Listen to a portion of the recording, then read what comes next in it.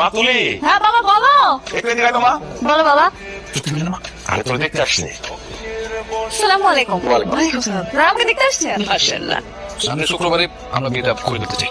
কি রে মা, তোর কোনো আপত্তি আছে? বাবা তুমি খুব ভালো করে জানো দুইটা মেয়ের একটা মেয়েও প্রেম করেনি। তবে আমার ওনার কাছে একটা প্রশ্ন আছে। বলো বলো, বলে ফেলো মা। এই যে মিস্টার, আপনি কি আগে কখনো প্রেম করেছেন নাকি আমি আপনার জীবনের প্রথম?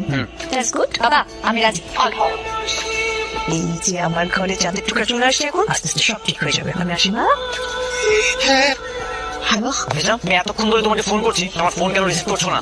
আমার হাজবেন্ড জেগেছিল। এখন নিশ্চয়ই ঘুমিয়েছে। হ্যাঁ। এই ঘুম আমি হারাম করে দেবো। আমি তোমাকে যখন কল করবো তখনই আমার ফোন রিসিভ করতে হবে। বলবেন কেন করছো এসব? করছি বুঝতেছো না? আমার ভালোবাসাকে পূর্ণ বিচ্ছিন্ন করে একটা ছেলের সাথে ঘুমাবে, আর এটা আমি সহ্য করবো তুমি ভাবলে কি করে? বলবেন তোমাকে তোমার ছোট বলে স্বামী। আফিসা, এখন কান্না করে তো কোনো লাভ নেই। এই কান্নাটা তুমি আমাকে করাতে চেয়েছিলে, এখন রোজ সে কান্না তুমি করবে। আরে কি হলো, এরকম ভেদার মতো দাঁড়িয়ে আছেন কেন? আচ্ছা আচ্ছা, দেরি করেন না।